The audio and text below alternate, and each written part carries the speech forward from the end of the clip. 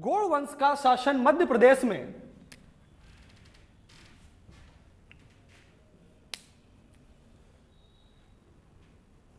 मंडला जिले में था। मंडला ये किस क्षेत्र में आता है? लगभग में, हाँ पूरी तरह मंडला नहीं, मंडला के अपन बोल सकते हैं, मंडला जिले में था। लिखो नेक्स्ट लाइन। अब फर्स्ट किंग पर आ जाते हैं। लिखो इस वंश की स्थापना या गौड़ वंश की स्थापना किसने की थी? यादव राय। नाम काफी अच्छा है, देखो यादव राय, आपको आराम से याद हो जाएगा। गौड़ वंश के संस्थापक कौन थे? यादव राय।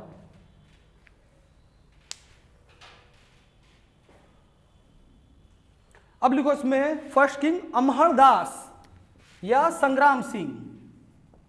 संग्राम सिंह या अमहर दास।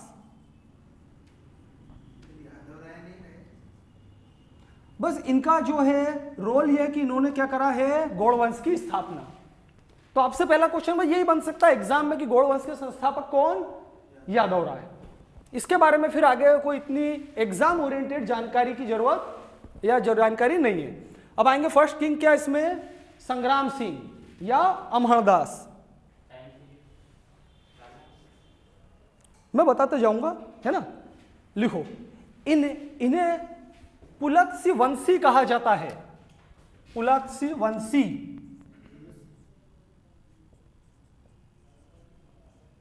पुलत्स्य वंशी।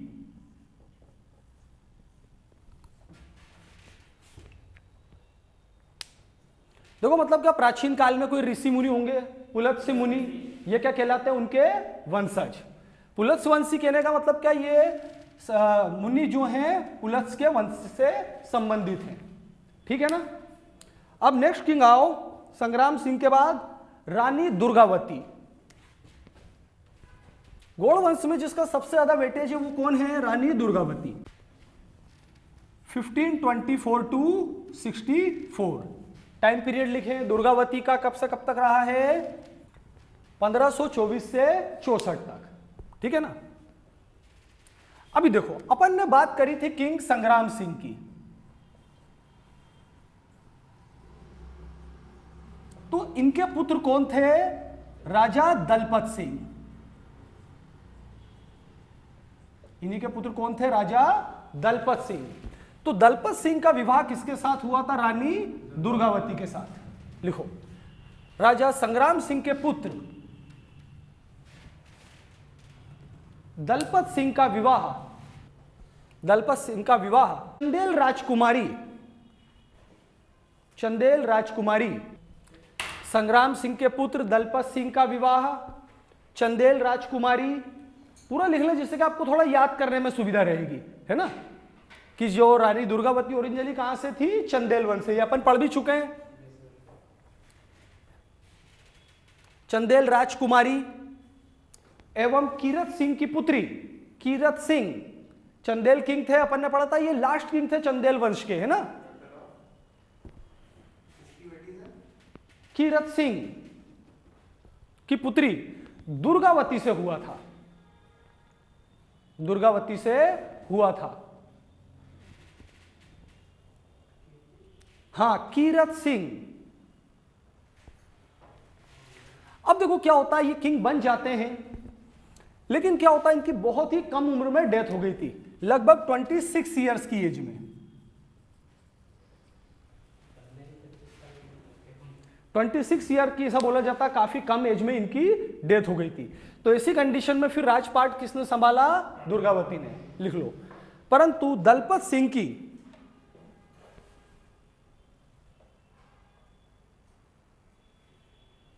अचानक मृत्यु हो जाने से रानी दुर्गावती ने अपने पुत्र वीर नारायण सिंह को शासक बना दिया या राजा बना दिया। वीर नारायण सिंह को शासक बना दिया तथा स्वयं राज्य की संरक्षिका बन गई। राज्य की संरक्षिका बन गई, तब एक प्रकार से हो गई प्रोटेक्टर, जो राज्य का कार्यभार संभालती थी। ठीक है यहां तक। अब देखो एक नाम और आपने सुना होगा, बाज बहादुर, सुना है कि नहीं? रानी रूपमती, ये वो मांडव के शासक थे, है ना।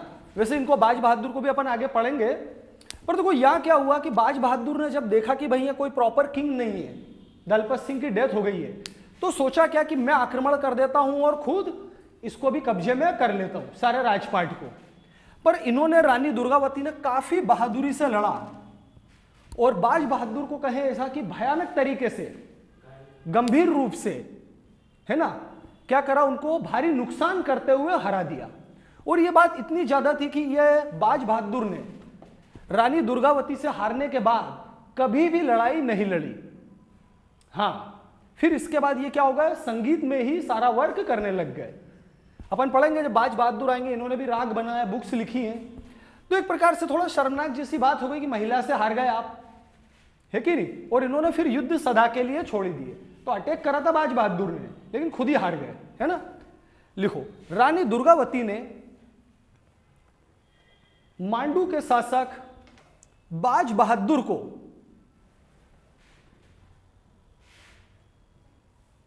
पराजित किया।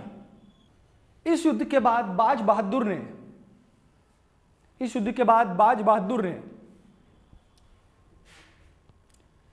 सदा के लिए सैन्य अभियान छोड़ दिए, फिर उन्होंने हमला करना ही बंद कर दिया। फिर वो पूरी तरह से संगीत में चले गए, संगीत की फील्ड में। तो ये भी ध्यान रखना, बाज बहादुर को हराने वाली कौन थी? रानी दुर्गावती। नेर बाज बहादुर को रानी दुर्गावती ने पराजित कर दिया। और इस युद्ध में पराजय के बाद बाज बहादुर ने सदा के लिए सैन्य अभियान छोड़ दिए। ठीक है। अब देखो ये टाइम पीरियड चलता रहता है आगे, इसी इनका शासनकाल। फिर कौन आ जाते हैं उधर दिल्ली में? अकबर। तो अकबर जो है वो किसको भेजते हैं युद्ध के लिए? आसफ खान को। 1556 में क्या हो गया? पानीपत की दूसरी लड़ाई के बाद अकबर किंग बन गया। अरे सही है ना। 1526 में, आप शायद यहां कंफ्यूज हो गए, यहां पर है पानीपत की पहली लड़ाई और यह है दूसरी। तो 56 से 64 में 8 साल बीत चुके हैं। और वैसे ध्यान, अकबर ने किंग बनने के बाद सबसे पहले मालवा पर ही आक्रमण करा था। तो मांडू के बाद ये, ठीक है, अपन देख लेंगे और डिस्कस कर लेंगे। चलो, वैसे कुछ नहीं है, कंफर्म याद है। अकबर ने क्या करा? अपने सेनापति किसको भेजा? आसफ खां को। और आसफ खां से पराजित होने के बाद रानी दुर्गावती ने क्या है? आत्महत्या कर ली। पर अकबर ने भी इसको पूरी तरह से ऐसा कब्जे में नहीं लिया, इन्हीं के वंश के गौड़ राजाओं के अगले वंश के शासकों को सौंप दिया अपने अंडर में, है ना। अब वो हार गए। फिर उसके बाद जैसा अकबर की, तो ये बात है कि अपने लिए एग्जाम में की संधि हुई, क्या हुआ अपने लिए, मतलब की बात क्या कि जैसे अकबर के बाद इन्होंने जीत लिया आसफ खान ने, एंड देन अगले किंग फिर जो है इन्हीं के परिवार के एक सदस्य को बना दिया गया। तो अपने लिए ये ऐतिहासिक घटना में ये आती कि अकबर ने इनको पराजित करा था, है ना। आसफ खान लिखा था उनका सेनापति, लिख लो। 1564 में अकबर के सेनापति आसफ खान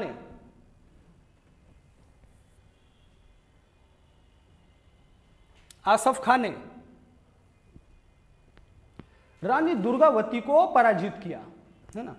पराजय के बाद रानी दुर्गावती ने आत्महत्या कर ली। लिखो, अकबर ने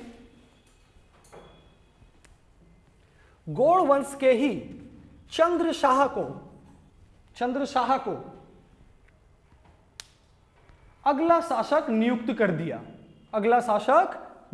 दिया। Akbar appointed a Chandrashah of Gaur dynasty as a new king of Gondwana, as a new king। अब देखो इसमें अपन देख लेते हैं, मेरे ख्याल से कुछ ज्यादा बड़ी चीजें तो नहीं है। सबसे पहले तो टाइम पीरियड ध्यान रखना, 24 to 64 इन 1524। अब सबसे पहले किसके साथ युद्ध होता है? बाज बहादुर, इनको हर पराजित कर देते हैं। देन अगला युद्ध किसके साथ होगा? आसफ खान। इसमें पराजित होने के बाद वो क्या करते हैं? आत्महत्या। तो ये अपने दो चार छोटी मोटी बातें जो अपने काम की हैं। फिर अपन बात कर चुके हैं कि रानी दुर्गावती किसकी पुत्री थी? चंदेल राजा कीरत सिंह की। हस्बैंड थे इनके दलपत सिंह, सन ऑफ संग्राम सिंह। ठीक है, चलो इससे ज्यादा कुछ है नहीं इसमें। चलो आगे लिखो मधुकर शाह। मधुकर शाह लिखो। इन्होंने पीतल ब्रॉस,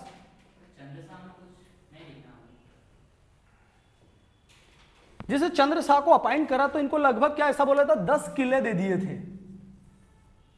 ठीक है, एक जागीरदार का स्टेटस दे दिया। बाकी पूरा शासन किसका हो गया? अकबर का।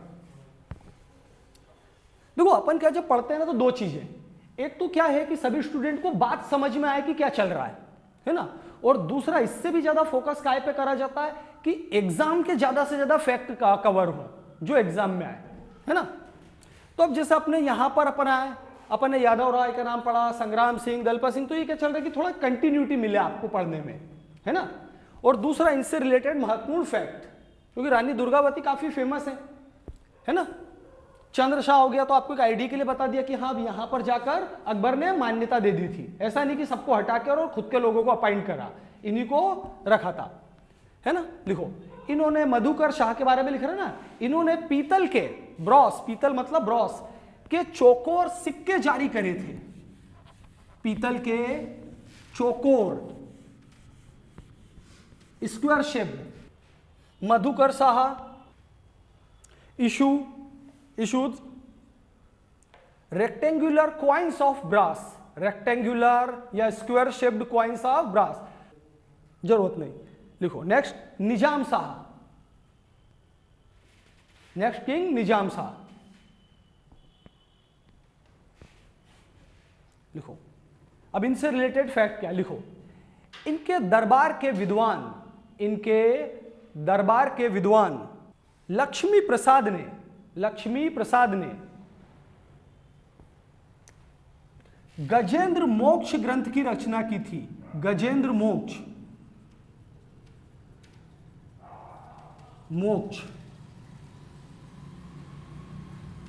ग्रंथ की रचना की थी। तो अब बस यही ध्यान रखना कि गजेंद्र मोक्ष ग्रंथ जो है इसके रचना को कार कौन, ऐसा। तो ये शासनकाल किसका था? निजाम शाह का। ठीक है, यहां तक याद हो जाएंगे। तो अपने को यहां से मतलब की बातें बस दो ही है, एक तो लक्ष्मी प्रसाद का नाम और दूसरा क्या, गजेंद्र मोक्ष नामक ग्रंथ की रचना करना। फिर आगे लिखो नरहरि सिंह। लिखो यह गौड़ वंश के अंतिम शासक थे। नरहरि सिंह यह गौड़ वंश के अंतिम शासक थे। तो अपने जो है एग्जाम ओरिएंटेड देखा जाए तो इतनी बातें आती है, मेनली तो रानी दुर्गावती से रिलेटेड थोड़ा ध्यान रखना, इन्हीं का वेटेज ज्यादा है कि नहीं। चलो आगे चलें अब, ठीक है ना। चलो अब नेक्स्ट लिखो बघेल वंश। अब नेक्स्ट बघेल वंश, है ना, ठीक है, यहां तक लिखो। अब देखो बघेल वंश ये आया कहां से, ये मूल रूप से आया कहां से, गुजरात से। गुजरात में सोलंकी राजा हुआ करते थे, तो उन्हीं के परिवार के ये क्या है, लोग हैं, है ना। लिखो बघेल शासक मूल रूप से गुजरात के सोलंकी वंश से संबंधित हैं। बघेल शासक मूल रूप से गुजरात के सोलंकी वंश से संबंधित हैं। Baghel dynasty originally related with the Solanki dynasty of Gujarat।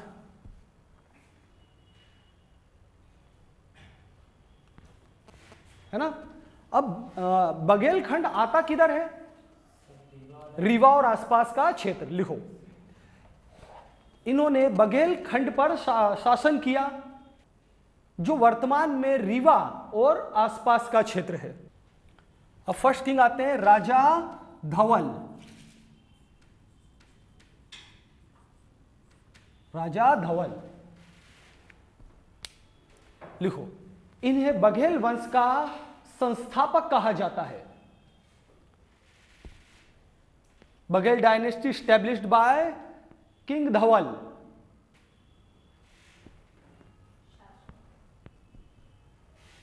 क्या बोल रहे हैं? संस्थापक। बघेल वंश का संस्थापक कहा जाता है। अब आओ व्याघ्रपल्ली। व्याघ्रपल्ली सेकंड किंग लिखो। इन्हें बघेल वंश का वास्तविक संस्थापक कहा जाता है। Vyaghrapalli was the actual founder of Baghel dynasty. Vyaghrapalli was the actual founder of Baghel dynasty. कैसा मतलब? अच्छा हाँ ठीक है, समझ गया मैं। देखो ये क्या बोल रहे हैं कि यदि इसमें कोई क्वेश्चन आए तो कैसा? तो देखिए यदि आपसे सीधा क्वेश्चन पूछा जाए कि बघेल वंश का संस्थापक कौन, तो राजा धवल। और आपसे यदि क्वेश्चन में वो व्याघ्रपल्ली का नाम पूछना चाहेंगे तो आपको स्पेशली वो बोलेंगे कि वास्तविक संस्थापक किसे कहा जाता है कि नहीं? पर देखिए मैंने बहुत ही कम क्वेश्चन देखे हैं, बस क्वेश्चन इसी तरह का आता है कि बघेल वंश का संस्थापक कौन, तो सबसे पहले नाम क्या आ जाएगा? राजा धवल। ये वास्तविक संस्थापक शब्द लगाकर वो कम ही पूछते हैं ऐसा।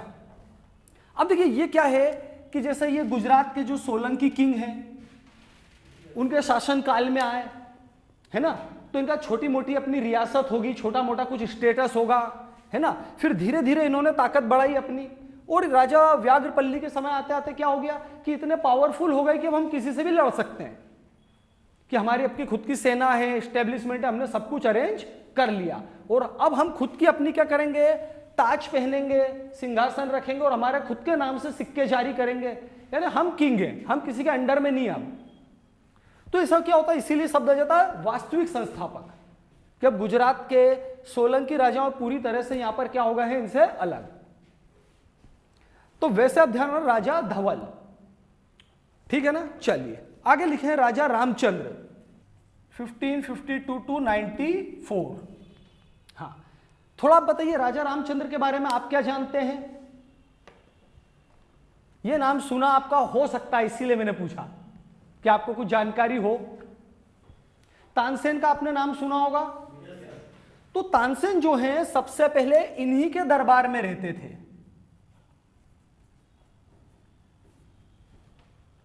वास्तव में वो कहां पर थे? राजा रामचंद्र के दरबार में थे। जब उनके बारे में अकबर को पता चला कि ये बहुत अच्छा गाते हैं, दूसरी बातें है ना, तो उन्होंने इन्हें ऐसे गिफ्ट में अपने दरबार में बुलाया अकबर में कि इन्हें जो है वो हमारे दरबार में भेज दिया जाए। फिर बाद में जो है बीरबल के समझाने पर है ना राजा रामचंद्र मान गए और तानसेन को जो है क्या है अकबर के दरबार में भेज दिया। उन्होंने दूत भेजे कि भाई अब इन्हें हमारे हवाले कर दिया जाए। हवाले क्या कर दिया? मतलब अब हमारे दरबार में भेज दिया जाए, ठीक है ना। तो बीरबल के समझाने पर फिर रामचंद्र जी ने क्या करा है, उनको अकबर को दे दिया। तो नोट कर लो, ये लाइनें काफी महत्वपूर्ण हैं। लिखो, तानसेन इन्हीं के दरबार में रहते थे।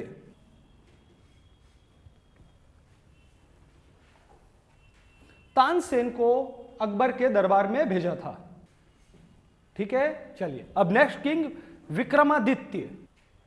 अब इनका मेरिट यह आता है कि इन्होंने ही रीवा को अपनी राजधानी बनाया था। इससे पहले तक क्या होता है, रीवा और आसपास के क्षेत्रों में बघेल वंश की जो है राजधानी थी। इन्होंने एक्चुअली में किसने बनाया? विक्रमादित्य ने रीवा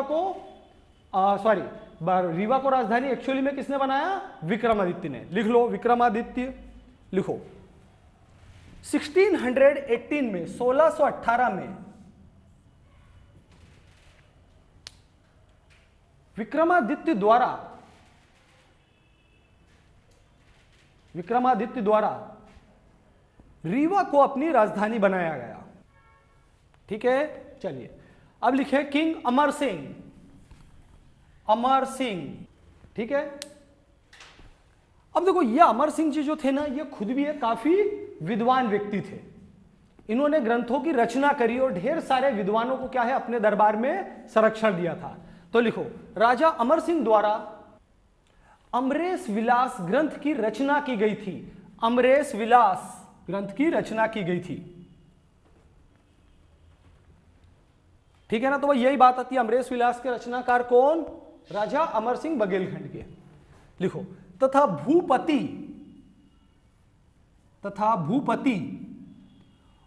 और Neelkanth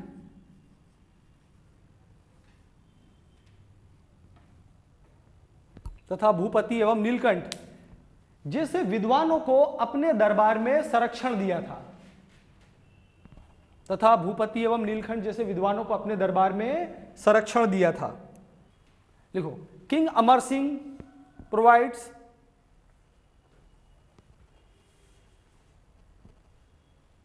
Nestlé to the scholar Bhupati and Neelkanth and epic Amresh Vilas created by King Amar Singh। चलो, अब नेक्स्ट लिखो, राजा भाव सिंह,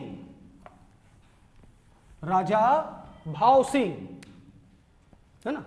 तो देखो, ये इनकी भी सेम बात है, ये खुद भी काफी विद्वान व्यक्ति थे और कई सारे विद्वानों को क्या करते थे? अपने दरबार में रखते थे, है ना। इन्हीं के शासनकाल में क्या होता, रूपाणी करके एक विद्वान थे, तो उन्होंने ग्रंथ की रचना करी थी। उसी से हमें क्या होता, बघेलखंड की पूरी जानकारी मिलती है, या बघेल शासकों के बारे में जानकारी मिलती है। लिखो, यह स्वयं एक विद्वान थे। इन्होंने होत्र कल्पद्रुम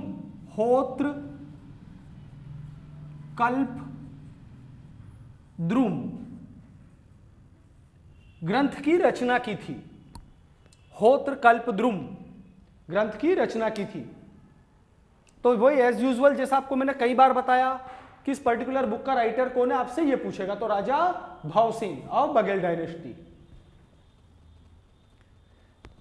ठीक है, यहां तक लिख लिया। अब लिखो, इनके दरबार के विद्वान रूपणी शर्मा ने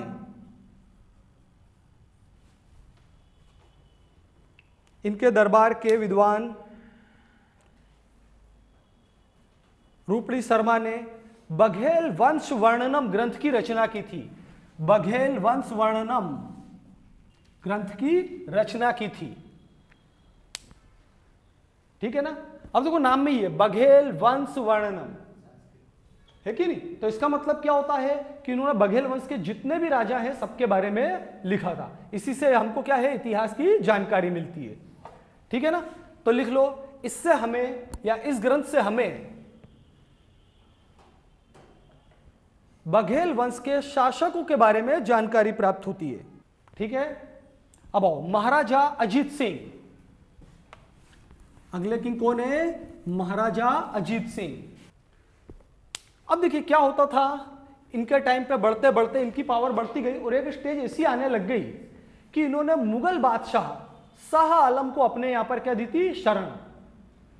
हाँ, ये स्टेज बनने लग गई। लिख लो, महाराजा अजीत सिंह ने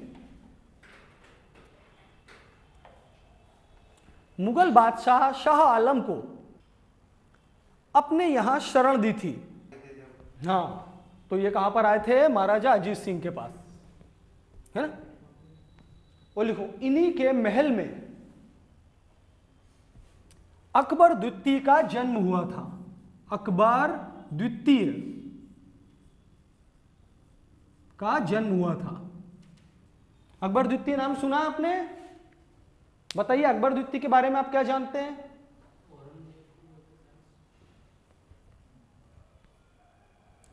अकबर द्वितीय जो है आगे जाके मुगल किंग बनते हैं, है कि नहीं? ये ध्यान रखना। अकबर तो अकबर होगा ना, अकबर 1 और ये अकबर 2। ये ना अकबर द्वितीय, इनका नाम ही अकबर, लेकिन पहले एक अकबर थे और ये दूसरे हो गए, ऐसा मराठों की मदद से, वही सारी बातें।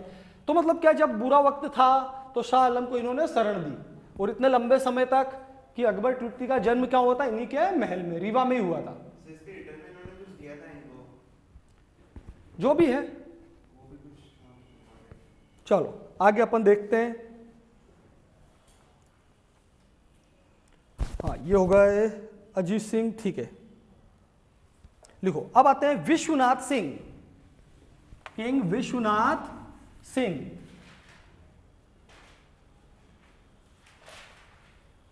अब इनका मेरिट ये आता है कि इन्होंने हिंदी का सबसे पहला नाटक आनंद रघुनंदन लिखा था, इसलिए बहुत महत्वपूर्ण हो जाता है। लिखो, इन्होंने हिंदी भाषा के सबसे पहले नाटक आनंद रघुनंदन की रचना की थी। आनंद रघुनंदन,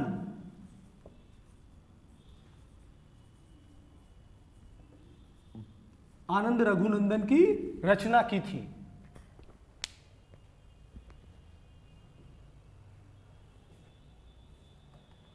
तो ये काफी महत्वपूर्ण लाइन हो जाती है। चलो अब नेक्स्ट लिखो, रघुराज प्रताप सिंह। रघुराज प्रताप सिंह, है ना, काफी इंटरेस्टिंग फैक्ट्स है इन्होंने। लिखो, इन्होंने 10 घरा शतरंज, 10 घरा शतरंज नामक खेल की खोज की थी। 10 घरा शतरंज, सर्च करना पड़ेगी कहां है 10 घरा शतरंज, ऐसा कुछ जानकारी नहीं है। चलिए ठीक है, आगे चलते हैं अपन। लिखो, तथा इन्होंने जगदीश शतक नामक ग्रंथ की रचना की थी। जगदीश शतक, जगदीश शतक नामक ग्रंथ की रचना की थी। बस ये 2-3 ही लाइन से इनसे मतलब क्या आ जाती है, और कुछ नहीं है ना। काफी सिलेबस है, अपन धीरे धीरे कवर करते जाएंगे। आप तो जो मैं करा रहा हूं इतना करते जाओ, जहां तक है इसके बाहर जाने की संभावना बेहद कम है कि नहीं। भरपूर रिसर्च वर्क है अपना इसके पीछे। चलो आगे लिखते हैं। लिखो, वेंकट नमन सिंह, नेक्स्ट किंग आएंगे वेंकट नमन सिंह। वेंकट नमन सिंह, वेंकट नमन सिंह। लिखो, इनके बारे में भी लिख लेते हैं अपन। लिखो, इन्होंने बघेलखंड नाटक कंपनी, बघेलखंड नाटक कंपनी की स्थापना की थी। बघेलखंड नाटक कंपनी की स्थापना की थी, तथा भजनावली नामक ग्रंथ की रचना की थी। तथा भजनावली नामक ग्रंथ की रचना की थी। ठीक है, नेक्स्ट आओ, मार्तंड सिंह, रचना की थी। मार्तंड सिंह, इनके बाद कौन है अगले किंग? मार्तंड सिंह। लिखो, यह बघेल वंश के अंतिम शासक थे। इनके बारे में है जरूर 2-4 फैक्ट्स, बहुत इंटरेस्टिंग है ना, और एग्जाम में आने जैसे भी। तो बघेल वंश के ये अंतिम शासक थे। देखो, इसके बाद भी किंग आए हैं, पुष्पराज सिंह, और आज भी इनके वंशज हैं। पर अंतिम राजा कहने का मतलब क्या? जिनका आधिकारिक तौर से राज तिलक हुआ हो, सारी धार्मिक क्रियाएं हुई हो, वो। तो बाकी पुष्पराज सिंह इनके बाद आए, लेकिन ऐसा कोई आधिकारिक तौर से नहीं। तो मार्तंड सिंह को क्या माना जाता है? अंतिम किंग, है कि नहीं? यह अंतिम शासक थे, लिख लिया। लिखो, इन्हीं की सिफारिश पर बांधवगढ़ राष्ट्रीय उद्यान की स्थापना की गई थी। है बढ़िया इंटरेस्टिंग फैक्ट कि बांधवगढ़ राष्ट्रीय उद्यान बनाने के लिए किन्होंने सिफारिश करी थी? इन्होंने।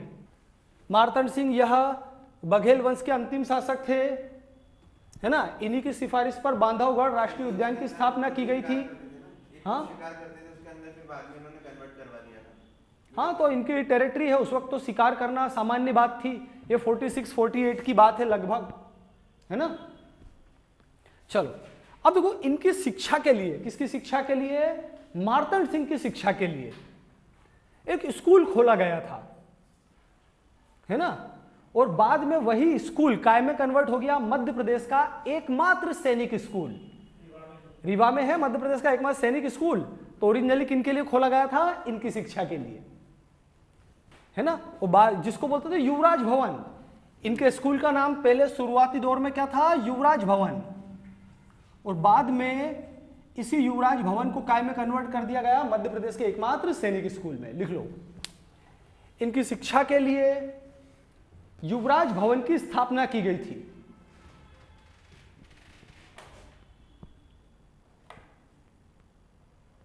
जो वर्तमान में मध्य प्रदेश का एकमात्र सैनिक स्कूल है। अब और भी एक इंटरेस्टिंग फैक्ट इनके बारे में आप बता सकते हैं क्या? व्हाइट टाइगर को पाला था, बिल्कुल लिखो। इन्होंने सफेद शेर मोहन को पाला था।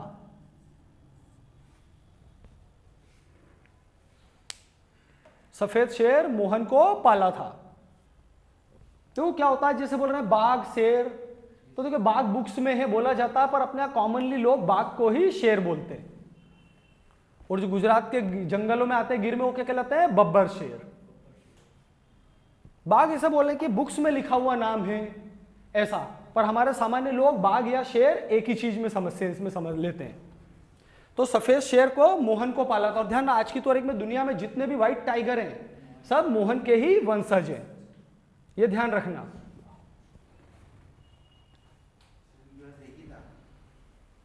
लास्ट बचा था, ये मैंने बताया आपको शायद। देखो इसकी स्टोरी क्या आती है कि जैसे मार्तंड सिंह खुद शिकार खेलते थे, तो इन्होंने एक बार एक शेरनी का शिकार करा था। उसके 3 बच्चे थे, जिसमें से 2 या अपने सामान्य और एक क्या था? वाइल्ड। तो उस वक्त एक प्रथा थी कि भैया आपने शेरनी का शिकार करा तो उसके बच्चों का भी शिकार करो, उनको जिंदा नहीं छोड़ेंगे। पर इन्होंने परंपरा के विपरीत जाते हुए मोहन को पाल लिया, अदरवाइज शायद व्हाइट टाइगर खत्म हो जाते, ये ध्यान रखना।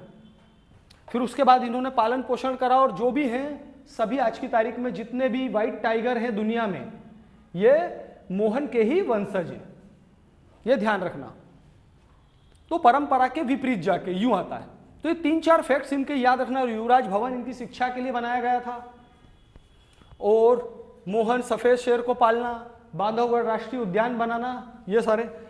और नेक्स्ट नाम और लिख लो, पुष्पराज सिंह। भाई इनको नाम लिख के छोड़ दें, इनके बाद कौन किंग थे अगले? पुष्पराज सिंह। तो बस बघेल वंश में आई थिंक इससे ज्यादा तो कोई जरूरत नहीं, अपने एमपीपीएससी को कवर करने के लिए पर्याप्त फैक्ट्स हैं। जहां तक मुझे लगता है इसको भी आप कवर कर लोगे तो मुश्किल ही कि कोई क्वेश्चन बाहर जाए। जहां तारीखें मतलब की बात थी मैंने आपको सब करा दी।